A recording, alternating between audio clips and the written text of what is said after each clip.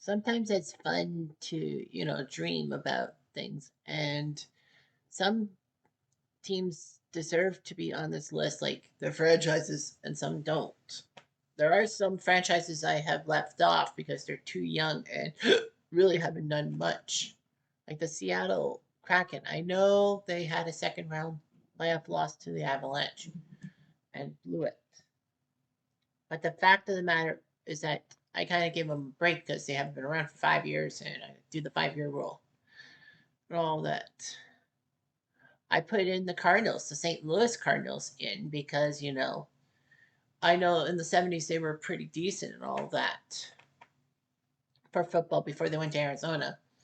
And for basketball, it's like putting Buffalo and Kansas City in, which is like, really, you put those guys in? You could talk about the Clippers and the Kings and their current iteration, but why the retro one? And I'm like, well, you never know. I mean, it'd be fun to talk about Buffalo and Kansas City in a way. But anyway, I know this is apropos. I know you're going to hate me for this, but there's one team I put on this list, even though that they are the only franchise I believe in NBA history to not have a. Actually, no, hold it. What am I talking about? They're like the Kansas City Athletics. They were around for multiple years between Philadelphia and Oakland and never had a winning season. This team never had a winning season until their move to Memphis. You can probably guess by that. I'm talking about the Grizzlies. So I'm going to talk about the 1996 Vancouver Grizzlies and see if they can even win a game in the playoffs. We're playing basketball Sims. We're playing basketball Sims. He's playing What If NBA. Cutter's doing What If NBA. Yeah. Oh, all the teams around the world got to know that the Raptors are number one. But what about the Bulls, Wizards, and Pistons? They all have great what ifs. What is stories about old teams like the Kansas City Kings and maybe even the Minneapolis Lakers. But we all know we're gonna do some basketball. He's doing basketball. He's doing basketball. What if Cutter's doing what if NBA? So what if NBA? So anyway, the 1996 Vancouver Grizzlies were the expansion team alongside Toronto. The 1946-47 Toronto Huskies played in the first ever NBA game, won that game, and then just sucked the rest of the season. But anyway, Vancouver and Toronto were getting it. The Grizzlies had a primary logo of a grizzly bear holding a basketball. It's akin to the Raptors with, a raptor holding a basketball. They got new uniforms with Native American markings on the trims of the jerseys. Makes sense? Adding turquoise and brown to their color scheme. Back when turquoise was a color of choice. In the 95 expansion draft, they picked up Greg Anthony, Blue Edwards, Byron Scott, Benoit Benjamin, Gerald Wilkins, and Kenny Gaddison. Greg Anthony, this great guy from UNLV who was a Knicks player. Blue Edwards, decent guy. Byron Scott, who won championships with the Lakers from ASU. Benoit Benjamin, a good center for the Seattle Sonics back in the day. Gerald Wilkins, a good shooting guard from both the Knicks and the Cavs. They picked up Chris King, and got Anthony Avent from Orlando. They got the sixth pick in the 95 draft and took Bryant Reeves. Brian Winters was their first ever coach. In their first game, they actually went on the road to play Portland and beat the Trailblazers 92-80 in the Battle of the Northwest teams. 2 nights later, they hosted the Minnesota Timberwolves on a Sunday night. In overtime, they won 198. The strange thing was they were 2-0. The worst part was they ended up losing 19 in a row after that. So they ended up 2-19 to start the season. That's got to be like one of the biggest season opening droughts. And the fact of the matter is, they actually won the 2 games. Actually won before they were 2-0. Fenway would be traded to Milwaukee for Eric Murdoch and Eric Mobley. Gaddison was drafted dealt midseason for Jeff Turner. They were 10-37, not bad, but not good either. And then they lost 23 in a row between February and April. They couldn't win one game in March. They won 15 games out of a possible 82, which was dreadful, very, very dreadful. I mean, it was bad. I don't think they were the worst expansion team in history. I don't think. I can't remember. I think the Buck. I think someone lost more than 15. and one less than 15 in their inaugural season. But at least they weren't 1973 Philadelphia 76ers or 93. 70, did I say 73? Yeah, 73 Sixers or the 93 Mavericks. And mean, pathetic. Greg Anthony was the leader, Big Country and Blue Edwards. Following the season, Byron Scott would go back to the Lakers. Gerald Wilkins would go to Orlando. And Eric Murdoch would sign with Denver. So, anyway, yeah, the expansion draft. They went a coin flip. It was either a higher NBA draft pick or the first pick in the NBA expansion draft. The Grizzlies went for the higher draft pick. So in the expansion, they went number 2. They picked up Greg Anthony from the Knicks, Reggie Slater from Denver, who would later play for the Raptors. Derek Phelps, was he? I think he was from NC State, wasn't he? I remember the name. Kenny Gaddison from Charlotte. Well, he played for the Nets. Byron Scott, who would play for Indiana. I thought he was with Lakers. Gerald Wilkins for Cleveland. Benoit Benjamin from New Jersey by way of Seattle. Doug Edwards and Blue Edwards. And then in the 95 draft, they took Big Country Reeves and then Lawrence Moden. See the story. The roster: Ashraf Amaya, Greg Anthony, Anthony Avant, Blue Edwards, and Doug Edwards. Chris King, Rich Manning, Kuzma Martin, Eric Mobley, Lawrence Moden, Eric Murdoch, Bryant Reeves, Byron Scott, Jeff Turner, and Gerald Wilkins. Anyhow, so he did what he could.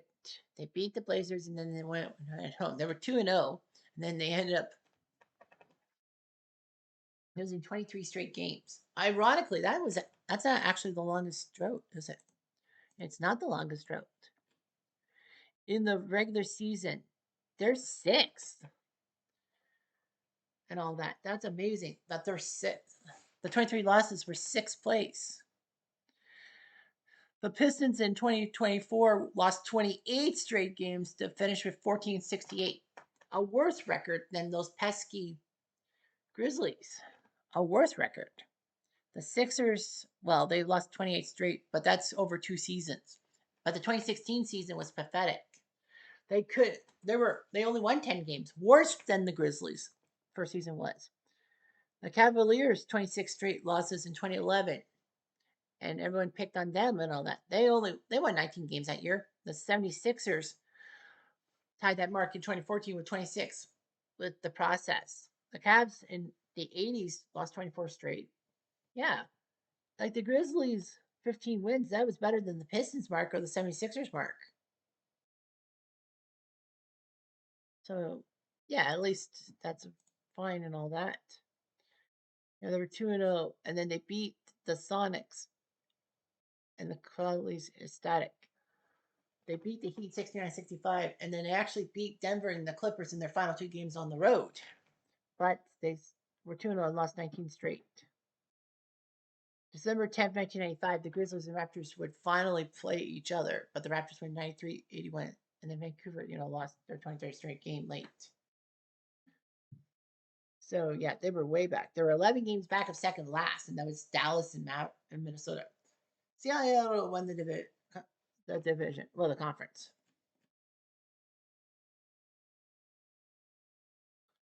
So, yeah, their wins. They beat Portland and Minnesota. They beat Portland to end their losing streak. They beat the Sonics. They beat Boston. The first win against an East Coast team was Boston. Then Philly in overtime. They beat Miami, New York, Milwaukee. They beat the Raptors at the Sky Dome. Ironically, the Raptors would actually beat Michael and the Bulls. Then they beat Sacramento, and then they had that long losing streak before beating the Timberwolves. Then they beat Sacramento, Denver, and the Clippers.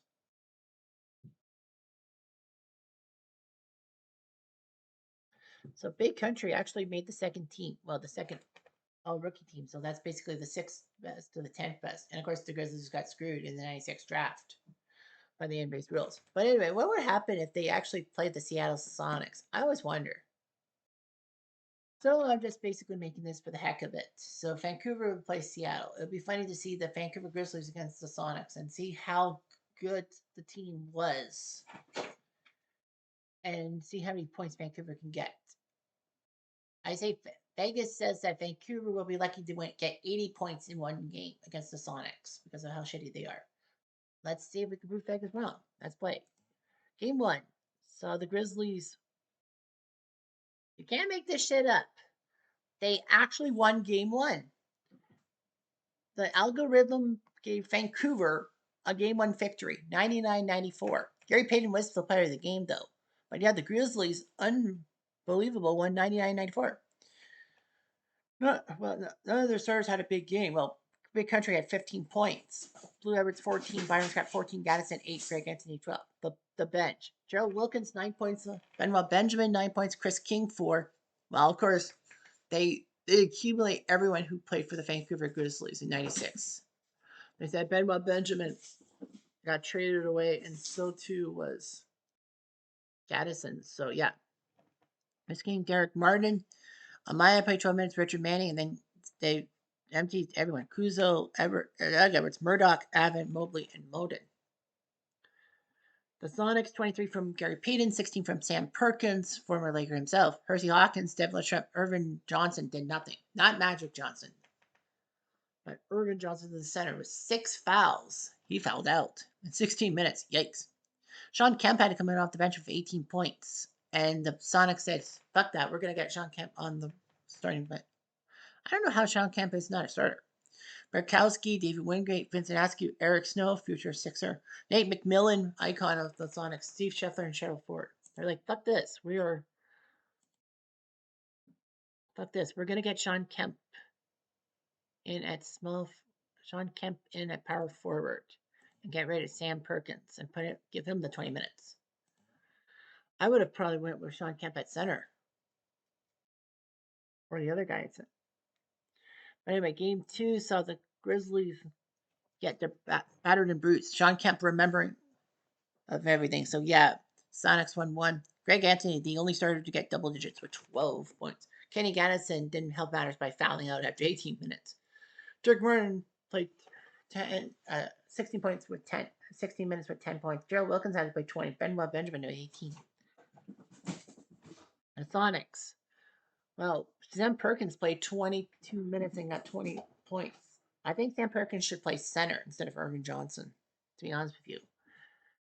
Yeah, Askew, Brikowski, and all of them. So yeah, so I know I shouldn't be editing the depth chart and all that, but Sam Perkins. Yeah, so Sam Perkins will play center. I think I did this with the Sonics in '96. Oh no, I couldn't do this in Seattle '96 unless, well, someone had a '96 thingy. Game 3 in Vancouver saw the Grizzlies actually score 100 points, but lose. As Gary Payton put up 28 points. The Grizzlies were close. Payton with 28, Hersey Hawkins with 21, Kemp had 17, Perkins 10 points. The bench really sucked for them. The Grizzlies 16 from Big Country, Blue, and Greg with 15. But the benches weren't bad and all that. Game 4 saw the Grizz lose 109-99 as Detlef Schrempf was the hero this time, 24 points. Sean Kemp with 19. Sam Perkins with 17.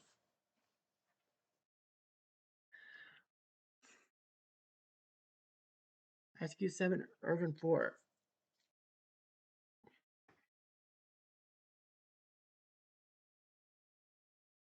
$23 from Greg Anthony in 30 minutes for the Grizzlies.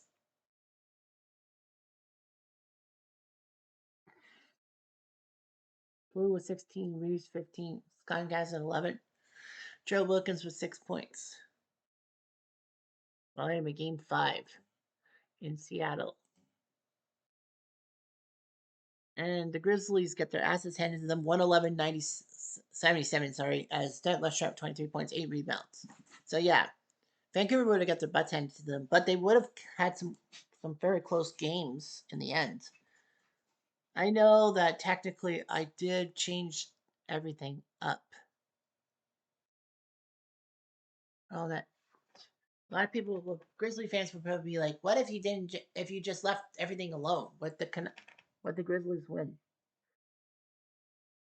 That's a good question. Well, Payne and Shrimp and Kemp with 23 points each. Okay, so what if I did leave everything alone? So the Grizzlies would have lost everything. I'm just gonna.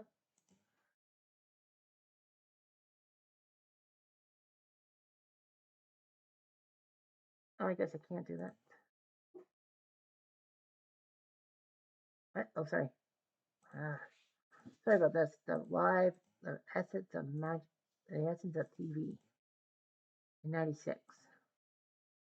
Okay, so what if I just left everything alone? Okay, game two would have saw the Grizzlies get their butts handed to them 94-77. John Kemp would have come off the bench and did well. Game three in Vancouver would have been Seattle crushing it and John Kemp doing well on the bench. Game four would have been Sonics. Yeah, so it would not have mattered, I think. Vancouver just got lucky. Yeah, and the Grizzlies would have lost game five. Okay, so technically, it didn't matter. The Grizzlies would have lost in five anyhow, but at least they won a game. I mean, I was shocked that even happened. But yeah, even if I left everything alone, Seattle would have crushed Vancouver in the fine powder. Good to know. Anyway, I'm Jeff Diamond. Adieu.